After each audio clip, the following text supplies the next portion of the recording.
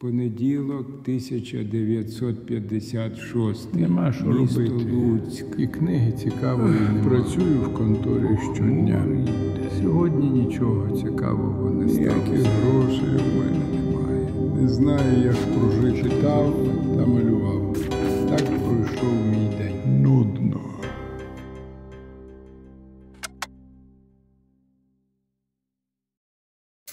О, Тримайте. отут його видно. А він є тут?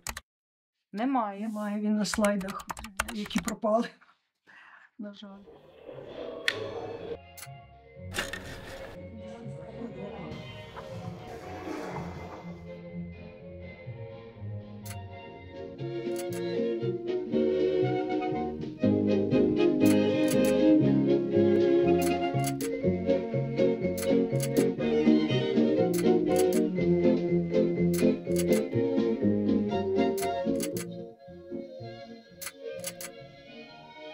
Обережно, тут все в мене таке.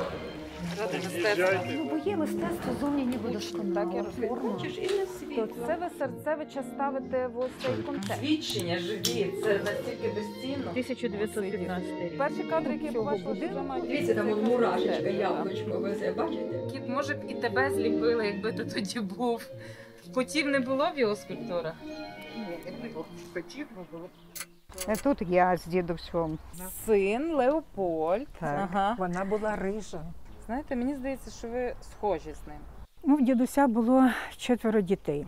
3 дочки і 1 син. Старша дочка була Марія, 31-го року народження. Друга дочка була Ядвіга, 33-го року народження, це моя мама. Третя дочка була В'ячеслава, да? 36-го року народження. І син був Леопольд, 42-го року народження. Ви не знаєте, ким були його батьки точно? Якби от так пофантазувати, вернути один день, і щоб у вас би була можливість поспілкуватися з дідусем. Ну, от запитала б я його про його рідню, про його маму, про його сестер, як вони колись жили. Ви про них нічого не знаєте?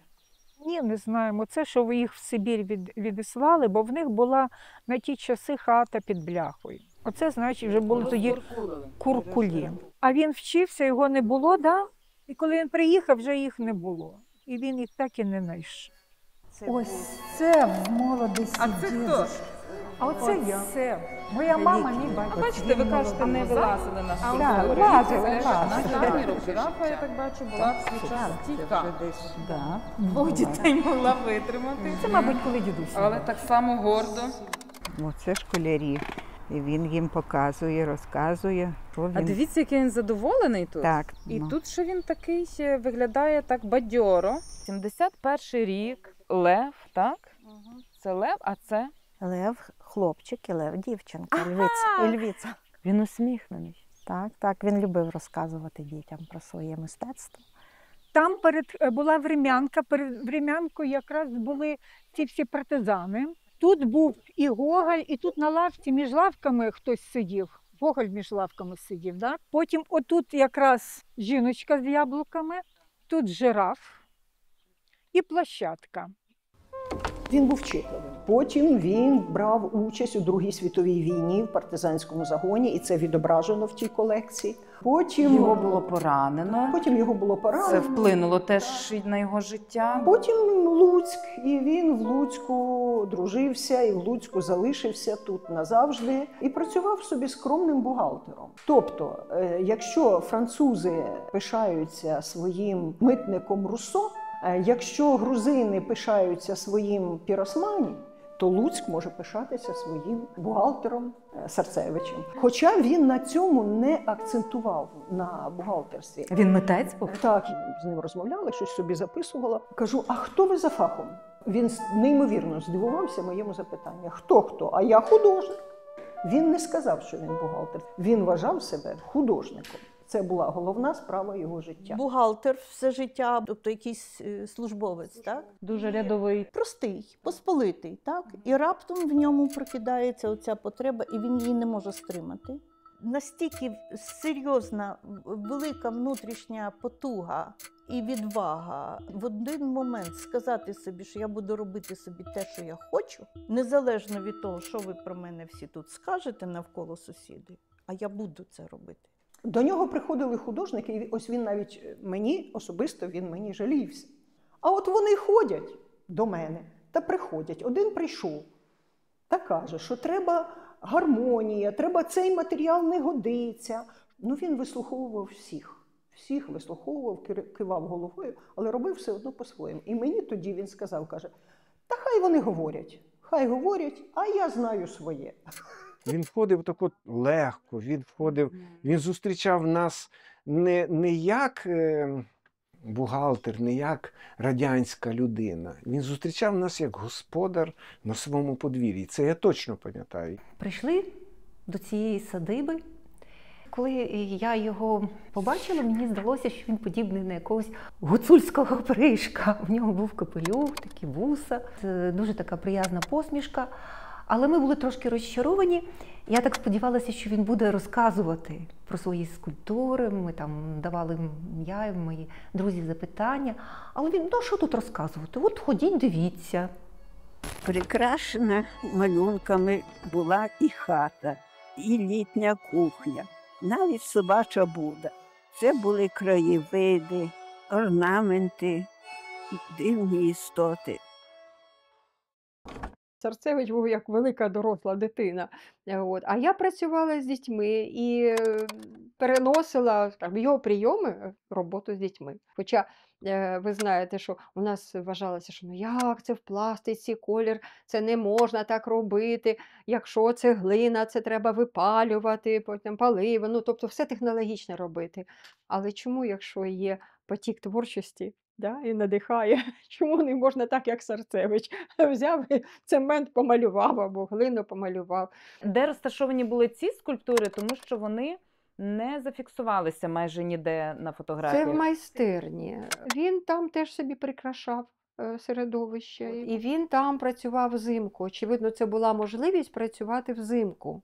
А потім я вже пам'ятаю, коли він вже практично нічого не робив, він сидів в кріслі під своїми скульптурами. Нема в мене цієї фотокартки, але просто цей образ стоїть перед очима, закритий ковдрочкою, щоб ніжки не мерзли.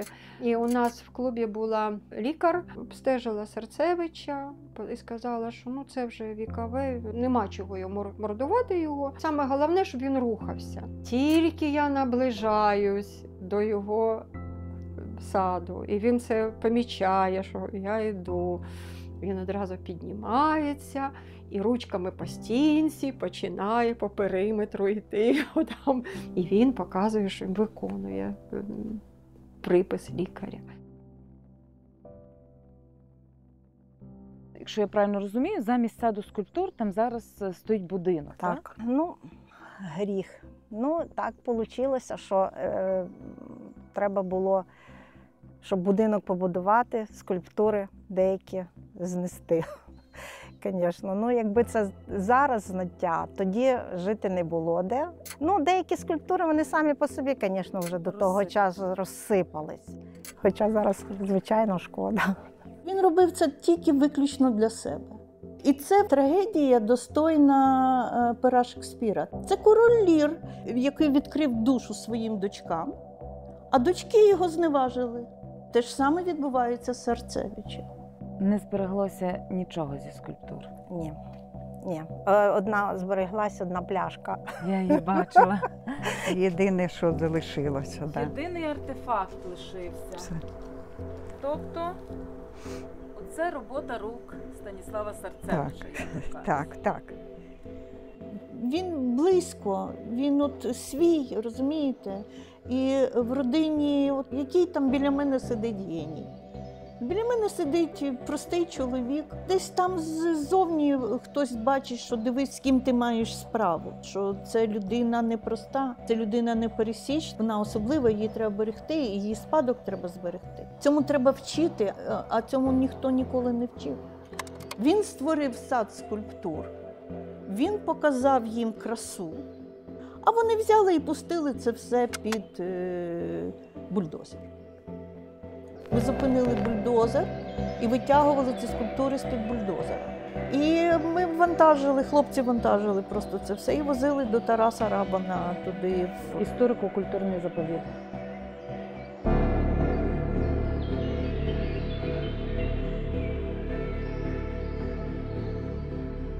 Я домовилася з Тарасом.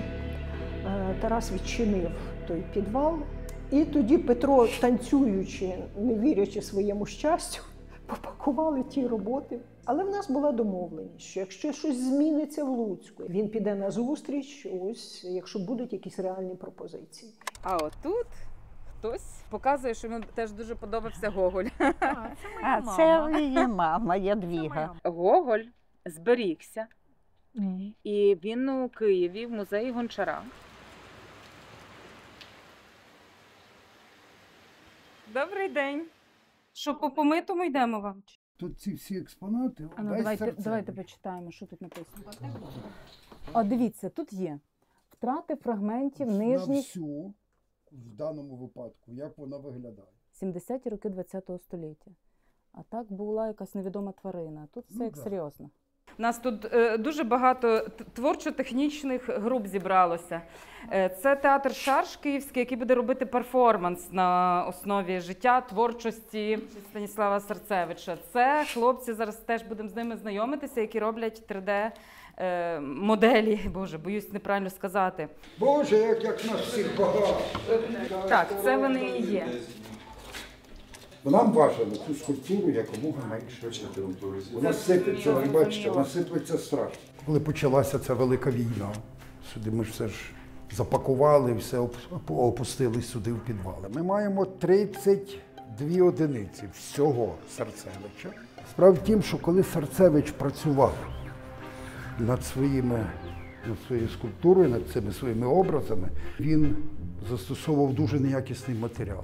Немає таких речей, які б не піддавалися реставрації. Справа в тім, що щось дається легше, щось важче. Таких людей переважно в селах і навіть в містах не розуміють навколишні.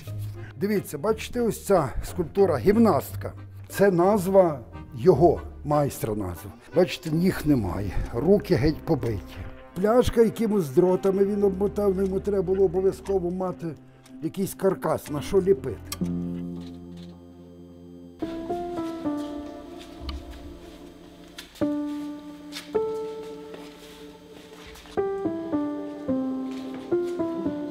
Але треба буде їхати. Ага, ну як не цю. О, обережно. Дуже ніжно. Тепер тут голова нормальна, вона не чіпає, бо тут тримає оце. Все, хлопці, все.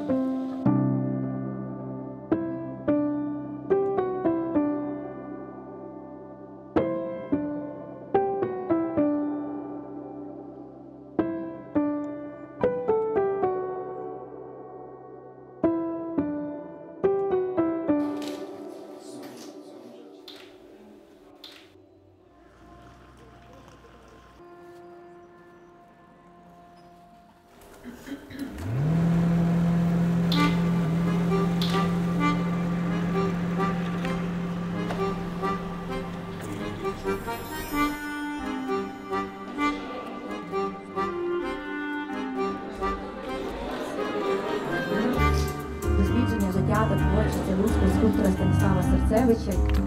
Луцький наїв. Про цього дивовижного митця. Він хоче повторити цю красу і цих красу. Починаємо повертатися обличчям до цієї спадщини.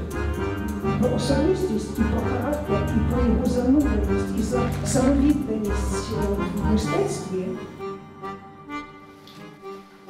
Історія, що люди просто не зрозуміли, що це таке, і що це талановита людина, і треба плекати, і ніхто не став на захист, ніхто не забрав собі до саду ті скульптури.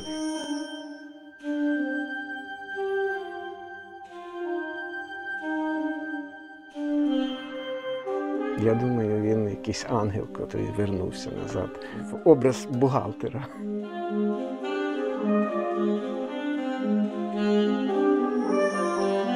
Царцевич – один із тих митців, які підходять тут під це поняття геніус проці, так?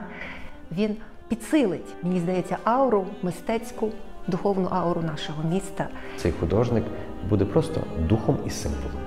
Але це символ буде не тільки пристрасного, наївного художника, це ще і символ неуважності суспільства до таких персон.